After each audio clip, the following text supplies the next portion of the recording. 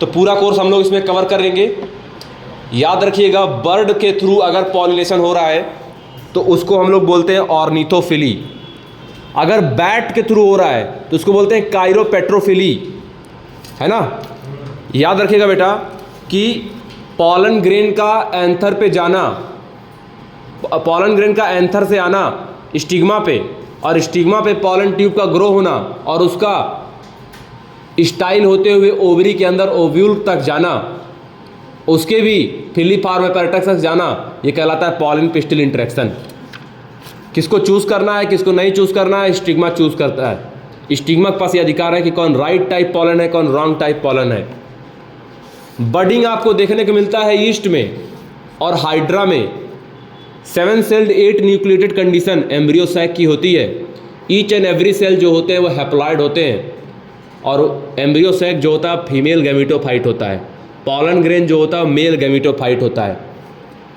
Monocot का जो seed होता है उसके कार्टिलेडॉन को हम लोग स्क्यूटेलम बोलते हैं, जो कि लेटरल में शिफ्टेड होता है, लेटरल साइड में शिफ्टेड होता है। डाइकॉट में 2 कार्टिलेडॉन होते हैं। डाइकॉट जो होता है वो नॉन एंडोस्पर्मिक होता है एक्सेप्ट कास्टर पपाया काटन, और मोनोकॉट जो होते हैं वो एंडोस्पर्मिक होते हैं, है ना, एक्सेप्ट ऑर्किड। जब भी एक ओव्यूल के अंदर बहुत सारे एम्ब्रियो पाए जाएंगे तो पॉली एम्ब्रियोनिक कंडीशन होती है, और जब फ्रूट का फॉर्मेशन विदाउट फर्टिलाइजेशन होता है तो उसको बोलते हैं पार्थिनोकार्पिक। और एपोमिक्सिस जो होता है वो टाइप ऑफ एसेक्सुअल रिप्रोडक्शन होता है। एपोमिक्सिस में सीड का फॉर्मेशन नहीं होता है, नहीं सीड का फॉर्मेशन होता है, फर्टिलाइजेशन नहीं होता। Formation of seed without fertilization is apomixis, है ना। Formation of organism without fertilization और involvement of fusion of gamete is called as parthenogenesis, and formation of fruit without fertilization parthenocarpy. ये चीज़ें देखने मिलती है। किसी भी फ्लावर के फॉर्मेशन में सबसे पहले वहाँ पर कुछ हार्मोनल चेंजेस होते हैं, फिर स्ट्रक्चरल चेंजेस होते हैं, फिर फ्लोरल प्रीमोडिया बनता है, फिर उसमें इन्फ्लोरेसेंस आते हैं, फिर फ्लोरल बड आते हैं, फिर फ्लावर आता है। एंड्रोसियम मेल रिप्रोडक्टिव स्ट्रक्चर होता है, गाइनोसियम फीमेल रिप्रोडक्टिव स्ट्रक्चर होता है।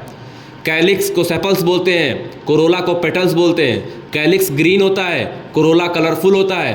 कैलिक्स प्रोटेक्शन करता है, कोरोला अट्रैक्शन करता है। सेंटेड होता है कोरोला, इसका मेन काम है अट्रैक्शन करना।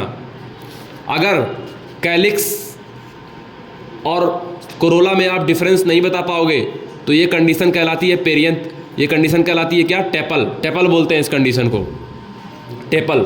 If you can not differentiate between sepal और petal then call that tepal, है ना। और ये कंडीशन जो होती है पेरियंथ कंडीशन कहलाती है।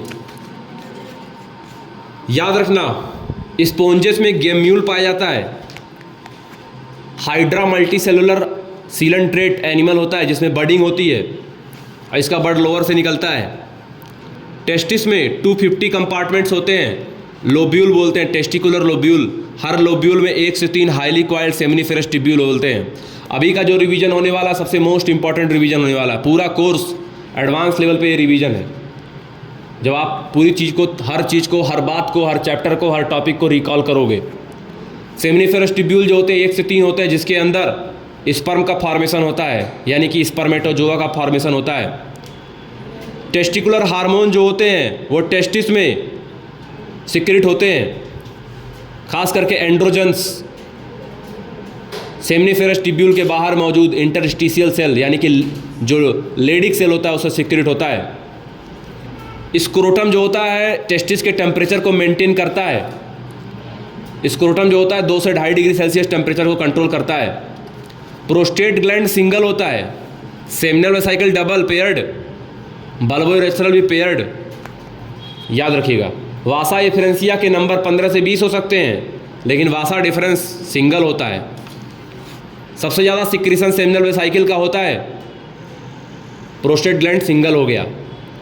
मेंस्ट्रुअल साइकिल में सबसे बड़ा फेस जो होगा वो होगा ल्यूटियल फेस, इसको सिक्रेटरी फेस भी बोलते हैं। और 14वें दिन ओव्यूलेटरी फेस होता है, जिस दिन एलएच का अमाउंट, ल्यूटिनाइजिंग हार्मोन का अमाउंट सबसे पीक पर होता है। मेमोरी लोब के नंबर 15 से 20 होते हैं। मेमोरी लोब के नंबर 15 से 20 होते हैं।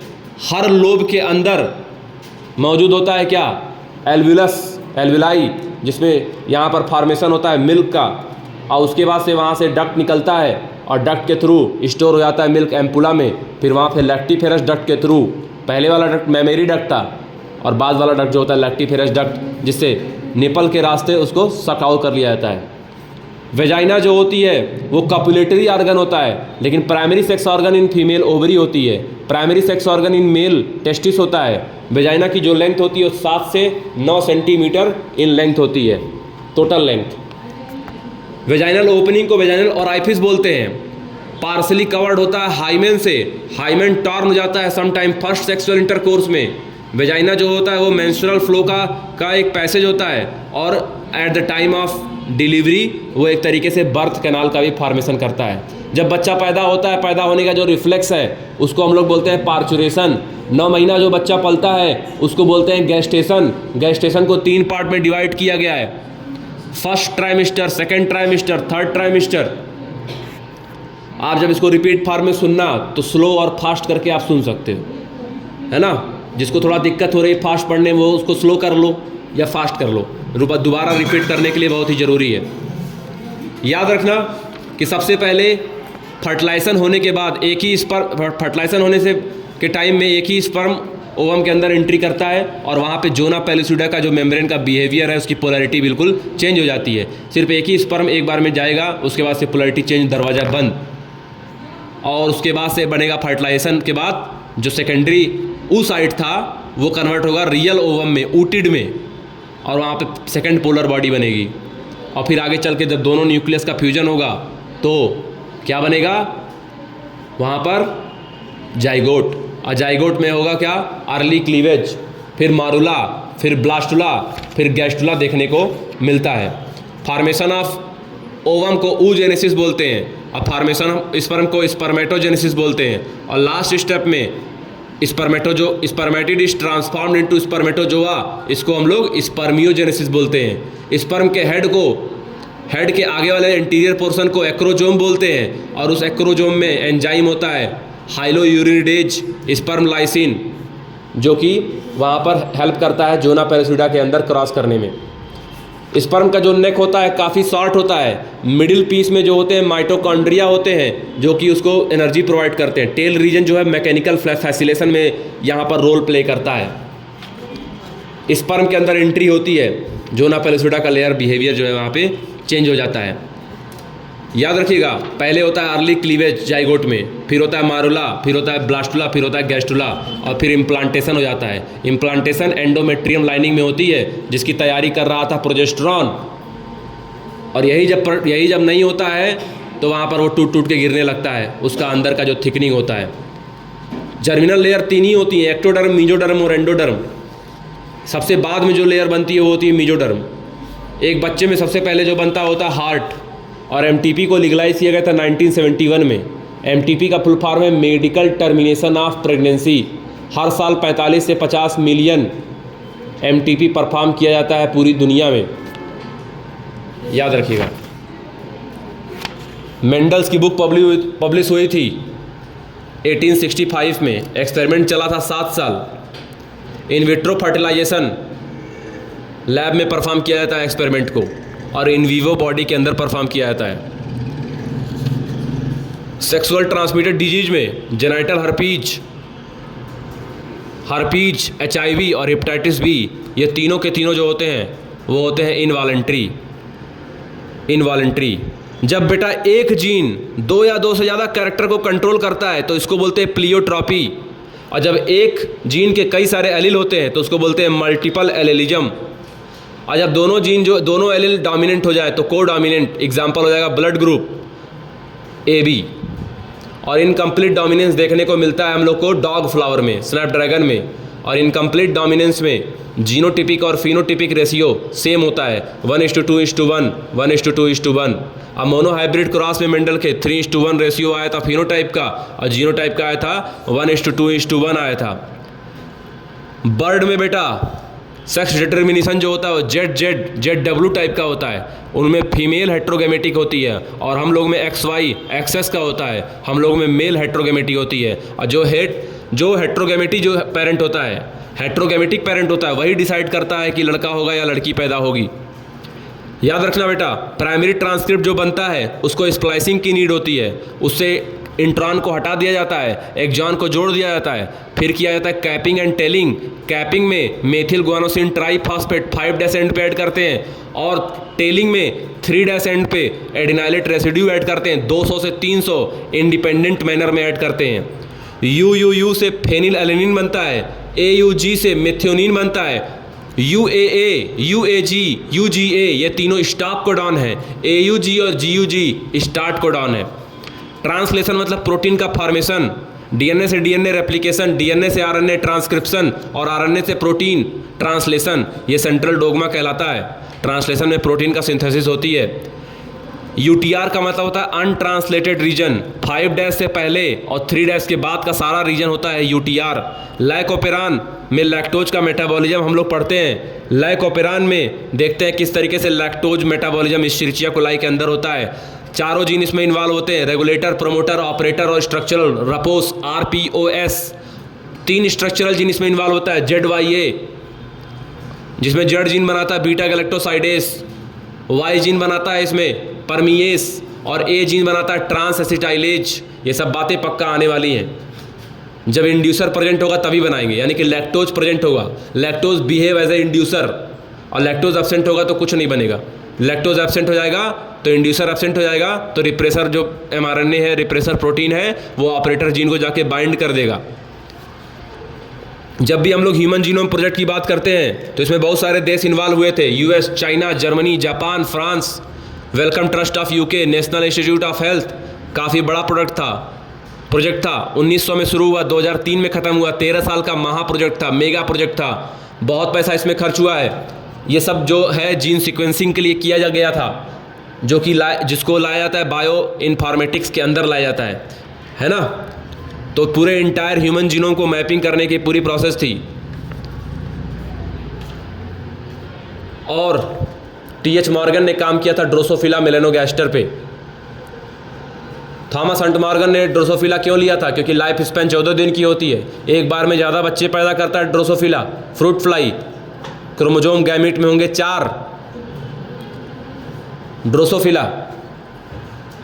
याद रखना, ड्रोसोफिला में कैरेक्टर डिस्टिंक्ट होते हैं, मेल फीमेल अलग अलग दिखते हैं, फीमेल बड़ी मेल छोटा, ये हमेशा ऐसा ही होगा। म्यूटेशन थ्योरी बेटा दिए थे ह्यूगो डिवरीज ने, और म्यूटेशन थ्योरी ह्यूगो डिवरीज ने दिया था। उन्होंने काम किया था बेटा इवनिंग प्रिमरोज नाम के प्लांट पे, जिसको ओइनोथेरा लेमार्कियाना भी बोलते हैं। डार्विन घूमने गए थे गालापागोस आइलैंड, जिस शिप से गए थे उस शिप का नाम था HMS बीगल, और वहाँ पर जो डार्विन एविडेंसेस मिला था उसमें वो क्या था, डार्विन फिंचेस और मार्सिप्यूल्स। डार्विन की थ्योरी में natural selection, survival of fittest, struggle for existence, ये सब देखने को मिलेगा। लेमार्क की थ्योरी में आपको theory of use and disuse of organ, theory of acquired character देखने को मिलेगा। जब भी किसी भी पॉपुलेशन में के जीन में रैंडम चेंज आ जाए एलील फ्रीक्वेंसी में, तो उसको जेनेटिक ड्रिफ्ट बोलते हैं, और जेनेटिक ड्रिफ्ट को सीवेल राइट इफेक्ट भी बोलते हैं। Hardy Weinberg principle non evolving population के लिए होता है। 4 limb of vertebrate homologous organ के एग्जाम्पल होंगे। होमोलोगस ऑर्गन वो होते हैं जिसका ओरिजिन सेम होगा, फंक्शन डिफरेंट होगा। आप इसको बार बार सुनना, बार बार लगातार, एक बार रात में, जब टाइम मिला दिन में, लगातार इसको सुनने का काम करना, तब ये क्लियर होगा। अब बार बार जितना रिपीट करोगे उतना ज़्यादा बेटर है। नए स्पेसीज का फॉर्मेशन कहलाता है स्पेसिएशन।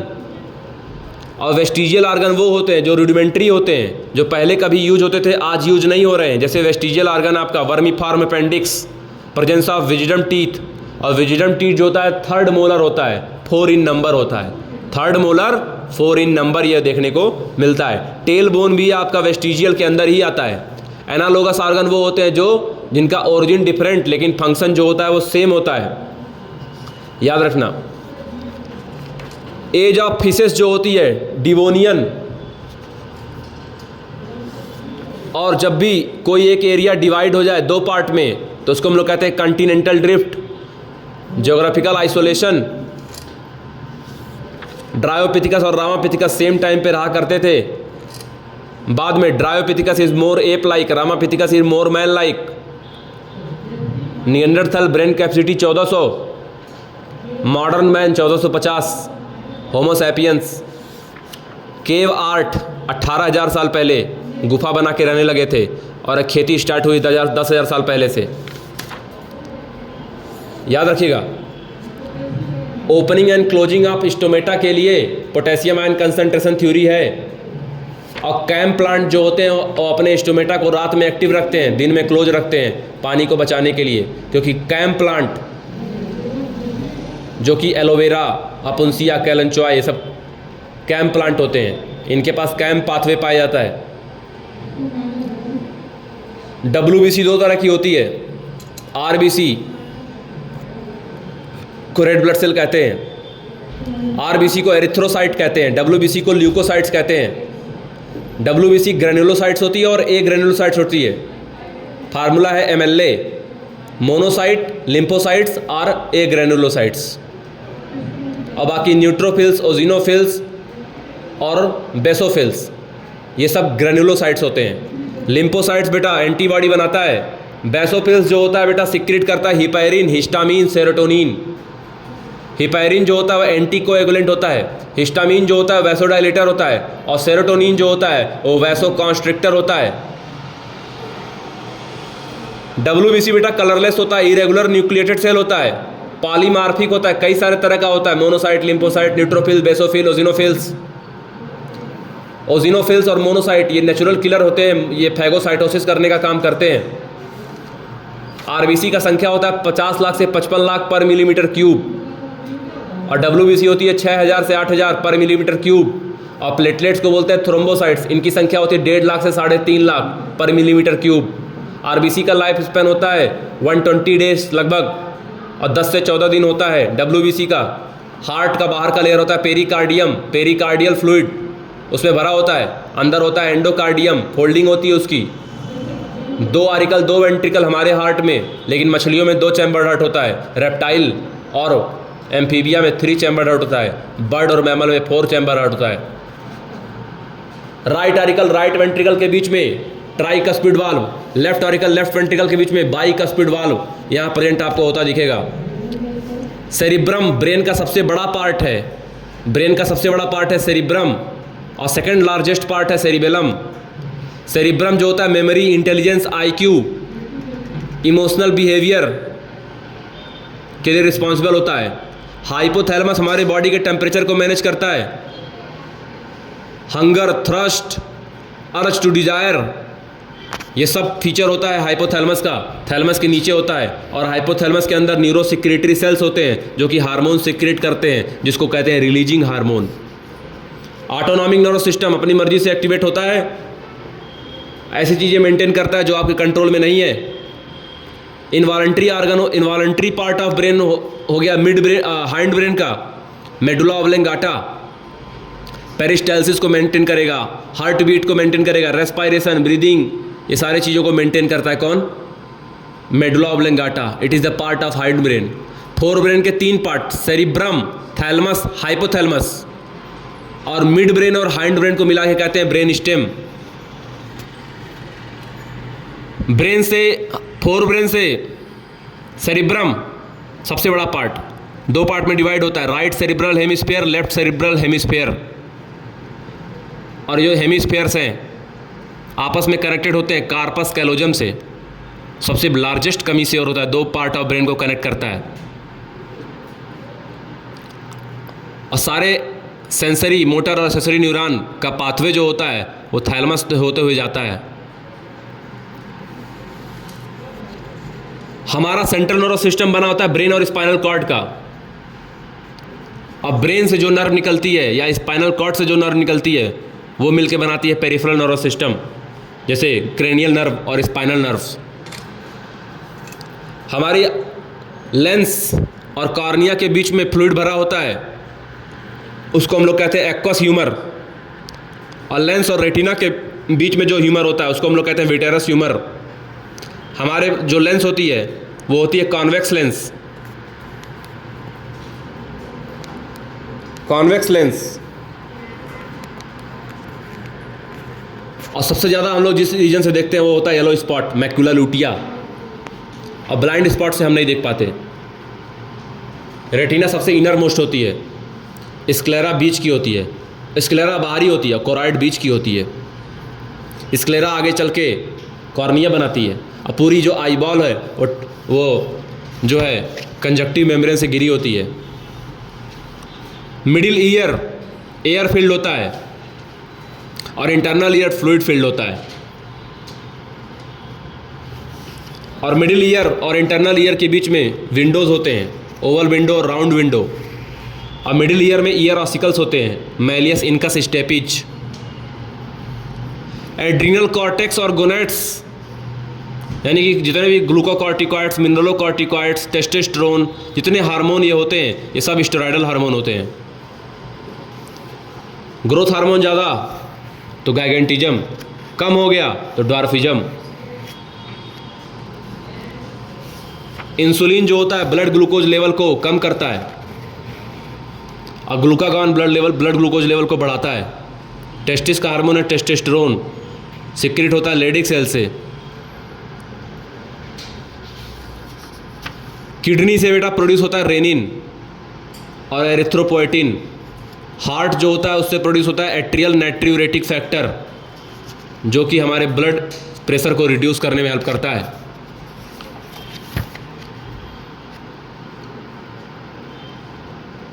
टाइफाइड होगा साल्मोनेला टाइफीम्यूरियम से। एस्करियासिस होता है एस्कैरिस से। स्ट्रेप्टोकॉकस निमोनियाई से निमोनिया होता है। हर्पीज सिंपलेक्स वायरस से जेनेटल हर्पीज होता है। गोनोरेई से गोनोरिया होता है। कैंसर जो होता है वो ट्रांसफ़र नहीं होता है।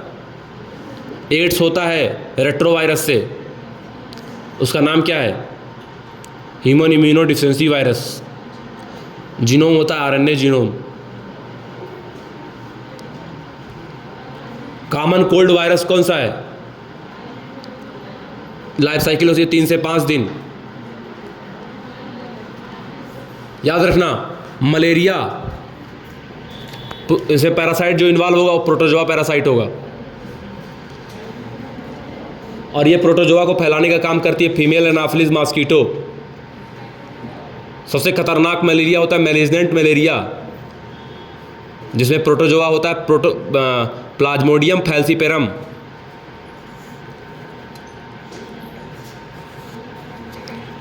हाउस फ्लाई फैलाने का काम करती है एमोबिक डिसेंट्री, और एमोबिक डिसेंट्री जो होती है वो भी प्रोटोजोआ से होता है, एंटमीबा हिस्टोलाइटिका से। Ads acquired immuno deficiency syndrome, body weight गिरता है, बहुत लगातार फीवर आता है, डायरिया होता है। लिम्फोसाइट्स 2 तरह के होते हैं, B lymphocyte, T lymphocyte. B lymphocyte antibody बनाता है, टी लिम्फोसाइट उसकी मदद करता है। बी लिम्फोसाइट्स ह्यूमोरल इम्यूनिटी देता है, T lymphocyte cell mediated immunity देता है।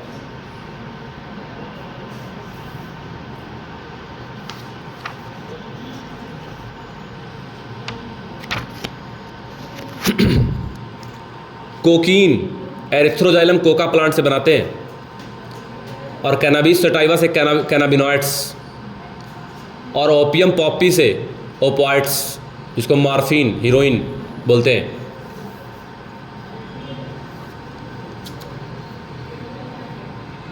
Father of green revolution Norman E Borlaug दुनिया में है, और इंडिया के फादर को है एमएस स्वामीनाथन। वीट और राइस का प्रोडक्शन बेतहासा वृद्धि कर दी। नॉर्थ इंडिया में जो शुगर केन होता है वह सैकर्नम बारबेरी, और साउथ इंडिया में होता है सैकर्नम ऑफिसिनेरम। दोनों को क्रॉस करके नॉर्थ इंडिया में ग्रो करवा रहे हैं। बारबेरी पतली थी, ऑफिसिनेरम मोटा था, अब दोनों को क्रॉस करवा दिए, नॉर्थ इंडिया में ग्रो करवा रहे हैं। हिमगिरी वैरायटी वीट की है, जो कि डिजीज रेजिस्टेंट वैरायटी है। Leaf and stripe rust hill bunt से बचाती है। ब्रासिका की वैरायटी है पूसा स्वर्णिम, उसको वाइट रस्ट से बचाती है। पूसा सदाबहार चिल्ली की वैरायटी है, जो chilli mosaic virus, tobacco mosaic virus और लीफ कर्ल से बचाती है।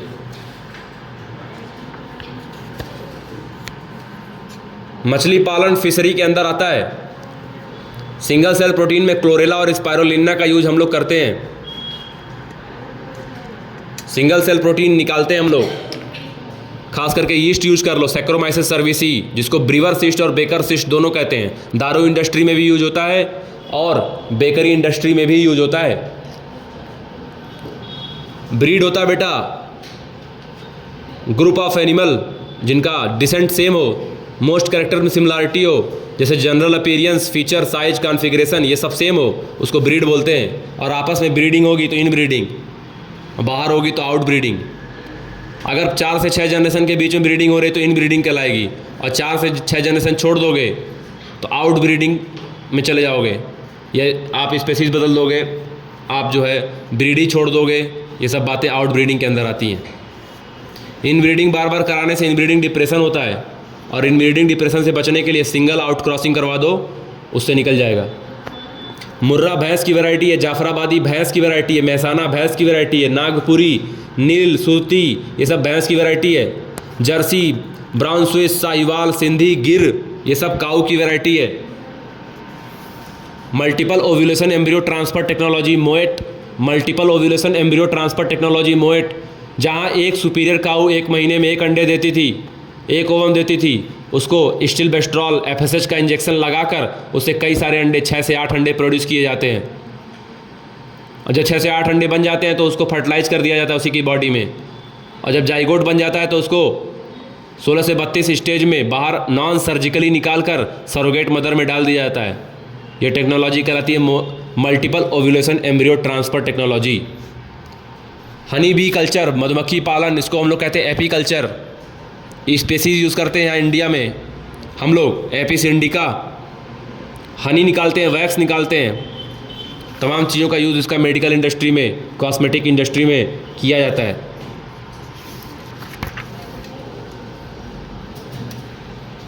याद रखना, एस्परगिलस नाइजर से विटामिन सी निकालते हैं और सिट्रिक एसिड निकालते हैं।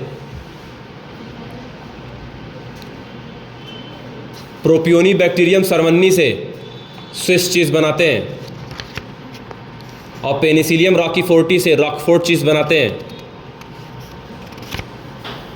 मीथेन, कार्बन डाइऑक्साइड और हाइड्रोजन सल्फाइड ये सब बायोगैस होते हैं।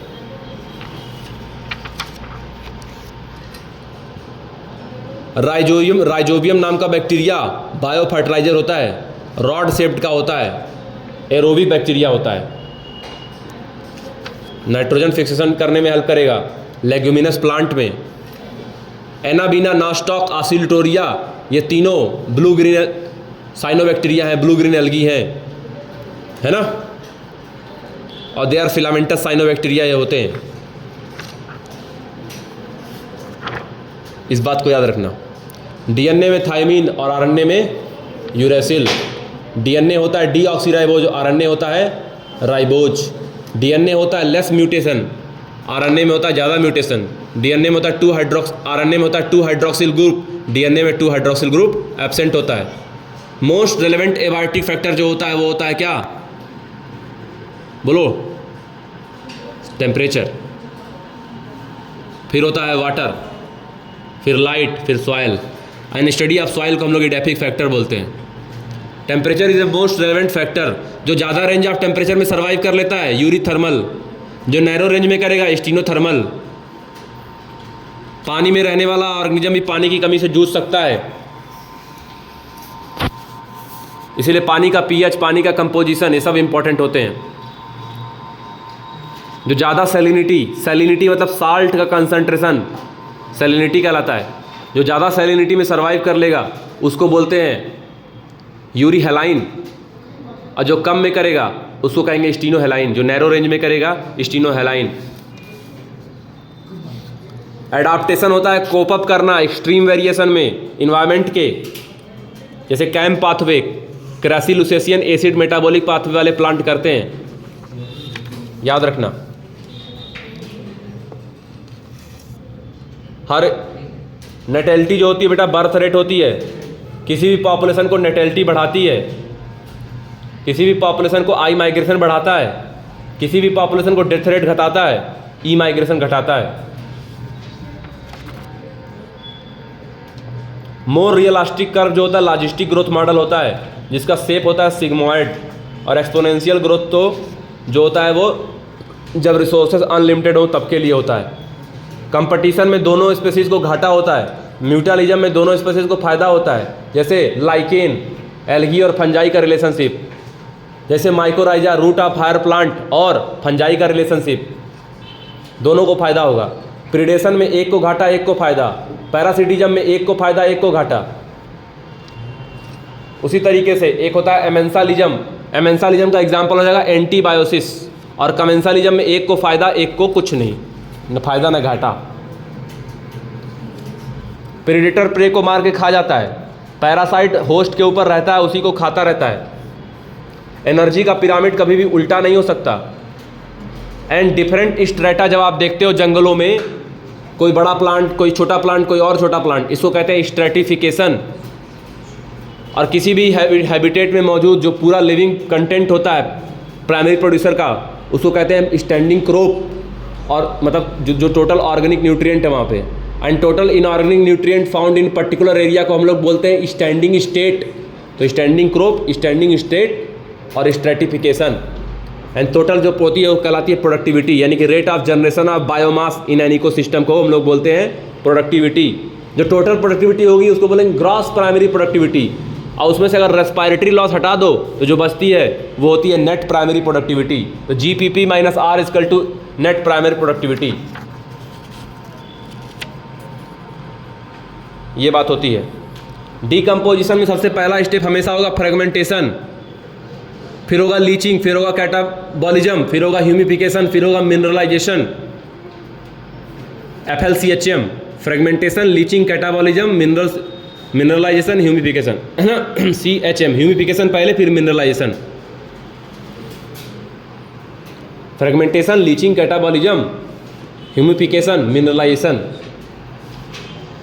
ह्यूमस जो होता है माइक्रोबियल रेजिस्टेंट होता है। Sugary substance, nitrogen containing substance, इनका जो मिनरलाइजेशन होता है फास्ट होता है, और जिनमें पैक्टिन वगैरह की मात्रा ज़्यादा होती है उनका स्लो होता है।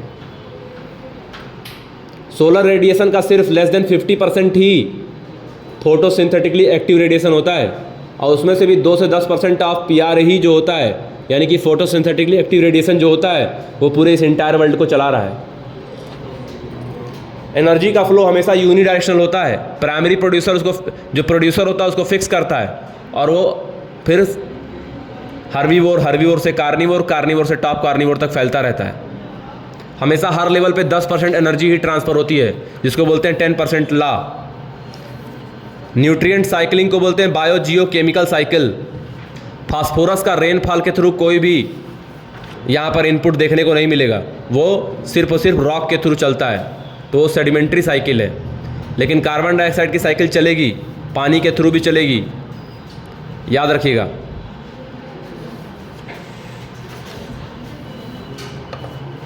जितना ज़्यादा आप ट्रॉपिकल से टेम्परेट की तरफ जाओगे बायोडाइवर्सिटी घटेगी, जितना ज़्यादा ट्रॉपिकल से टेम्परेट की तरफ जाओगे टेम्परेचर घटेगा।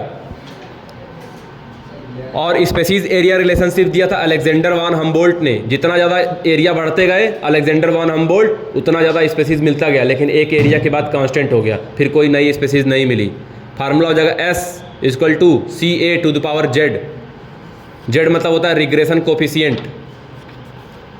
एक पर्टिकुलर एरिया के लिए जेड की वैल्यू जो होती है वो सेम होती है, कांस्टेंट होती है, और 0.2 तक वैल्यू करती है। कोई स्पेसीज जहाँ रह रहा है वहीं उसको सेव कर दो, वो कहलाता है इन सीटू कंजर्वेशन। जैसे national park, wild life sanctuary, biodiversity hotspots. पहले 25 बायोडाइवर्सिटी हॉटस्पॉट थे, 9 और ऐड किए गए, 34 हो गए हैं, और इंडिया में 3 हैं, Indo Sri Lanka, western Ghat and Sri Lanka, Indo Burma और ईस्टर्न हिमालय रेंजेस। तो टोटल 34 बायोडाइवर्सिटी हॉटस्पॉट चिन्हित किए गए हैं, जो कि less than 2% land area cover करते हैं दुनिया का। और अगर किसी को बाहर उसके नेचुरल हैबिटेट से बाहर लाकर सेव करोगे तो ये कहलाता है बेटा ex situ कंजर्वेशन। जैसे wild life safari park, botanical garden, zoological park, ये चीज़ें होती हैं। 25% ग्लोबल मेडिसिन मार्केट में प्लांट से बनाई जा रही हैं। 25,000 प्लांट जो होते हैं वो यूज किया जा रहे हैं, ट्रेडिशनल मेडिसिन में यूज किए जा रहे हैं, याद रखिएगा। पूरे दुनिया का 20% जो टोटल ऑक्सीजन है वो अमेजोनिया रेन फॉरेस्ट प्रोड्यूस करता है। तो हम लोग को डाइवर्सिटी बचाने की ज़रूरत है। सीधे सीधे प्रोडक्ट के लिए अगर डाइवर्सिटी बचाओगे तो नहरों में आएगा, और अगर पूरे इकोलॉजिकल कॉन्टेक्स्ट को ध्यान में रखे करोगे तो ब्रॉडली आएगा। और एथिकल में क्या आएगा कि हमारा कोई अधिकार नहीं है डाइवर्सिटी को मेंटेन को करने का, ख़त्म करने का। तो ये सब बेटा एथिकल इशूज़ में आ जाते हैं। Gene bank, pollen bank, seed bank, ovum bank, ये सब XC2 कंजर्वेशन। लिक्विड नाइट्रोजन में रखते हैं, -196 डिग्री सेल्सियस टेम्परेचर होता है, कहते हैं क्रायो प्रिजर्वेशन। ये सब XC2 कंजर्वेशन के अंदर आएगा। बायोलॉजिकल बायोडाइवर्सिटी एक्ट बेटा 2002 में आया था, और एयर पॉल्यूशन एक्ट 1981 में आया था। वाटर पॉल्यूशन एक्ट 1974 में आया था।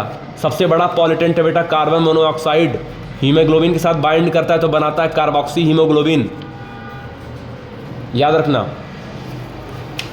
वेहिकुलर एक्ट 1990 में दिल्ली में आया था और 2002 तक का लक्ष्य बनाया गया था। सारे पब्लिक ट्रांसपोर्ट को CNG में कन्वर्ट कर दिया गया। CNG मतलब कंप्रेस्ड नेचुरल गैस, पूरी तरीके से जल जाता है, बर्न हो जाता है, इसीलिए अच्छा है, पॉल्यूशन कम करता है, सस्ता भी है, लेकिन इसको ले जाना कठिन है, पाइपलाइन करवाना पड़ेगा। इलेक्ट्रोस्टैटिक प्रेसिपिटेटर से प्रेसिपिटेटर को रिमूव किया जाता है, जो मतलब कि उसको रखा जाता है वो इन्वायरमेंट में मिले ना। और स्क्रबर से सल्फर डाइऑक्साइड को रिमूव किया जाता है। नेचुरल एजिंग ऑफ लेक को यूट्रोफिकेशन कहते हैं। और टॉक्सिसिटी का लेवल बढ़ना from lower trophic level to higher trophic level, जैसे हैवी मेटल का लेवल बढ़ना, ये कहलाता है बायोमैग्निफिकेशन। BOD मतलब होता है बायोकेमिकल ऑक्सीजन डिमांड। और secondary treatment, primary treatment, 2 step, primary treatment और सेकेंडरी ट्रीटमेंट 2 स्टेप पे हम लोग ट्रीटमेंट करते हैं सीवेज ट्रीटमेंट में। और तब तक करते हैं जब तक बायोलॉजिकल केमिकल ऑक्सीजन डिमांड जो है वो कम ना हो जाए। एक बार BOD कम हो गया फिर उसका सेकेंडरी ट्रीटमेंट करके हम लोग समझ लेते हैं कि पहले से कम से कम पॉल्यूशन अब इसमें मौजूद है। इकोलॉजिकल सैनिटेशन में बिना पानी का यूज के सैनिटेशन करते हैं, खास करके केरला और श्रीलंका में इसका यूज किया जा सकता है।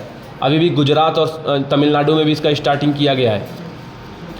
ग्रीन हाउस गैस में सबसे ज़्यादा क्या होता है? कार्बन डाइऑक्साइड 60%, 20% मीथेन, 14% क्लोरोफ्लोरोकार्बन और 6% जो होता है वो N2O होता है ग्रीन हाउस गैस में, जो कि धरती के टेम्परेचर को गर्म रखने में हेल्प करते हैं। लेकिन इनका कंसंट्रेशन बढ़ने से धरती काफ़ी ज़्यादा गर्म हो रही है, जिसको हम लोग कहते हैं ग्लोबल वार्मिंग। ओजोन का डिप्लीशन भी देखने को मिल रहा है हम लोग को टॉप लेयर पे। अंटार्कटिका में थिनिंग हो गई है।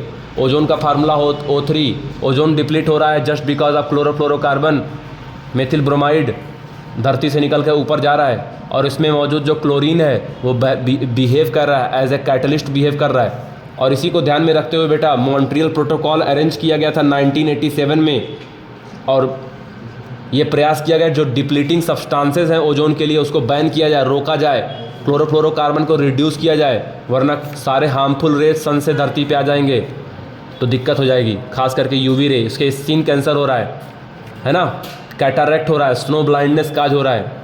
पेड़ों को लगाया जाए, डिफॉरेस्टेशन रोका जाए। डिफॉरेस्टेशन का मतलब होता है फॉरेस्ट एरिया को नॉन फॉरेस्ट एरिया में कन्वर्ट करना। पहले 40% एरिया जो है ट्रॉपिक्स पे हुआ करते थे, 40% एरिया अगर देखा जाए तो लॉस हो चुके हैं ट्रॉपिक्स पे, और 1% जो है टेम्परेट रीजन पे लॉस हुआ है। तो ज़्यादा लॉस जो हुआ है ट्रॉपिकल पे लॉस हुआ है, और एक ही % टेम्परेट पे लॉस हुआ है। स्लैश एंड जूम एग्रीकल्चर वाले वो लोग होते हैं जो कि जहाँ जंगल होता है उसको काटते हैं, खेती करते हैं, वहाँ रहते हैं, उसके बाद से अपने पशुओं को खिलाते हैं, फिर आगे बढ़ जाते हैं। तो ये स्लैश एंड जूम एग्रीकल्चर कहलाता है। इसका ज़्यादातर इफेक्ट बेटा नॉर्थन इंडिया में देखने को मिलता है। और अमृता देवी बिश्नोई अवार्ड देते हैं वाइल्ड लाइफ प्रोटेक्शन के लिए। चिपको मूवमेंट हुआ था 1974 में, 1974 में हुआ था चिपको मूवमेंट, याद रखिएगा।